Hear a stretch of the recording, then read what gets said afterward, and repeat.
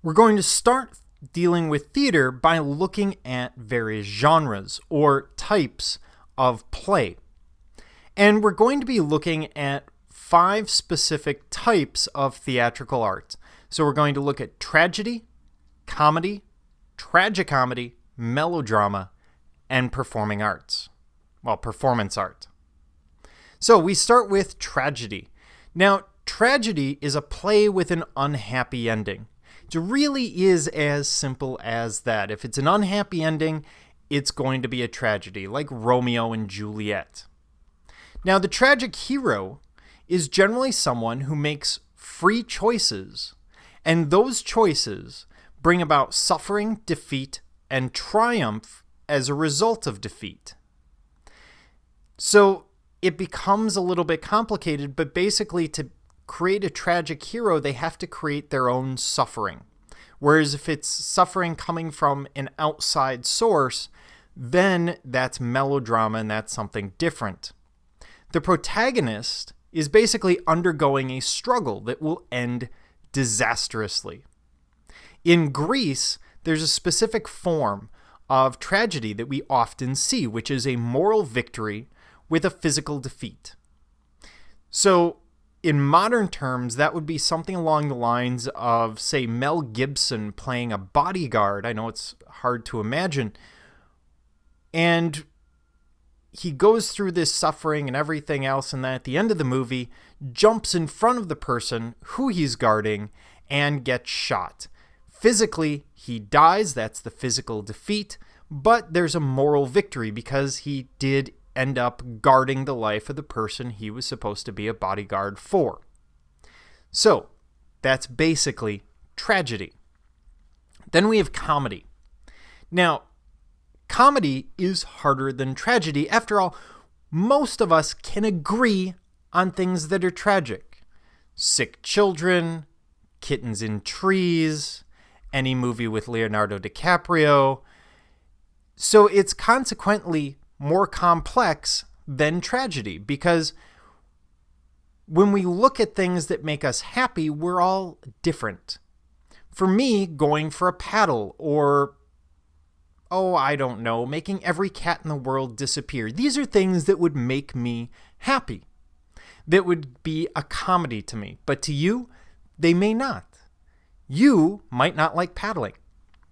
So a comedy, by definition, is a light or amusing subject, possibly a serious subject dealt with in a light and satirical manner.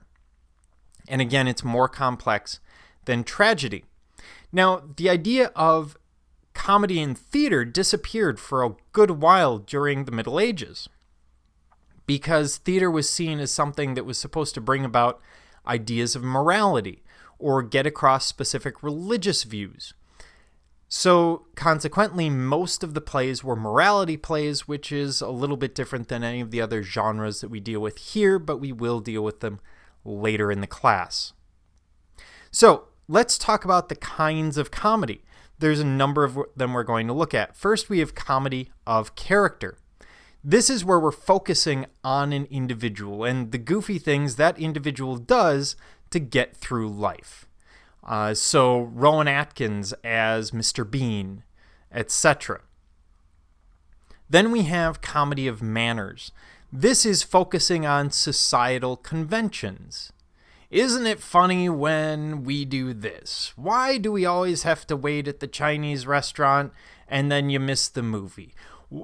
That sort of thing. Think of Seinfeld. If Seinfeld would do this material, it's probably comedy of manners.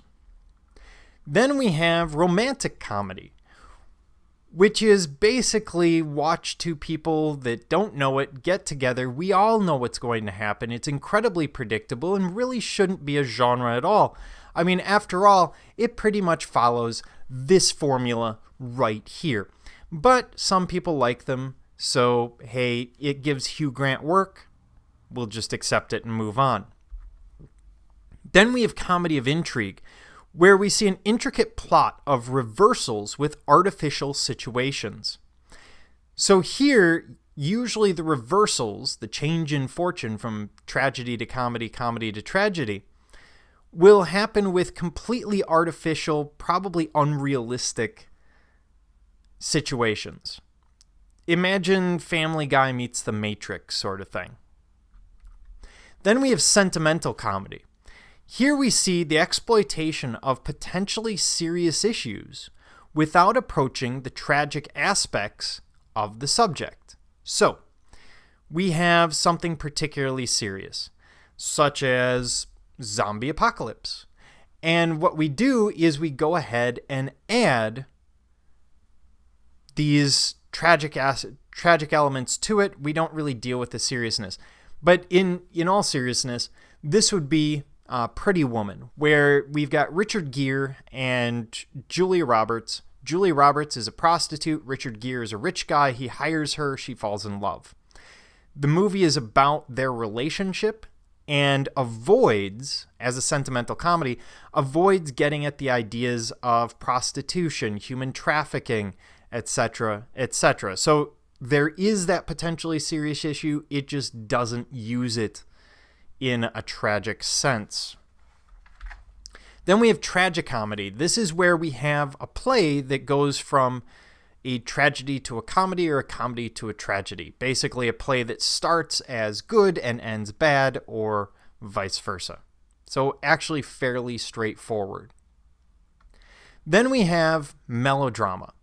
And this is where we use stereotypical characters involved in serious situations in which suspense, terror, and occasionally hatred are aroused.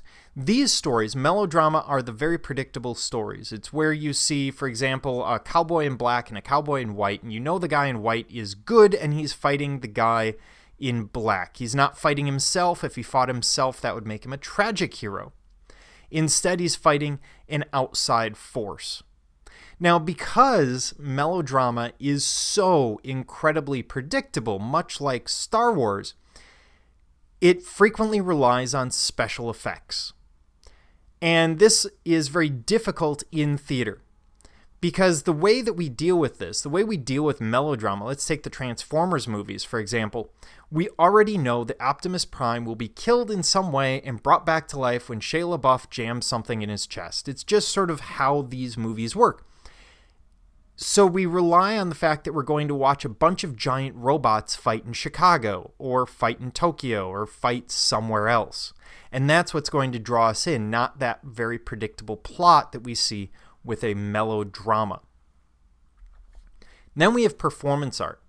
This is where we push the limits of traditional theater, sometimes denying the typical concepts of theatrical production itself. And there's no such thing as a typical piece of performance art. Performance art can be a lot of different things. Now, performance art is usually held in an art gallery and usually has some kind of message attached to it. Sometimes we will refer to it as conceptual art or activist art, depending on the context and the material being presented. But this is where we get out of the theater and we're doing other things. You can see performance art for a lot of different purposes. PETA will use performance art to get across their ideas of the treatment of animals, or we'll see other groups do similar things. Now, performance art has seen difficult times recently as it was viewed as rebellious and controversial for the sake of being rebellious and controversial, not because of the message it was trying to get across. And these, what you're seeing here, are pretty tame examples of performance art. There's a lot more out there that pushes those boundaries much, much further.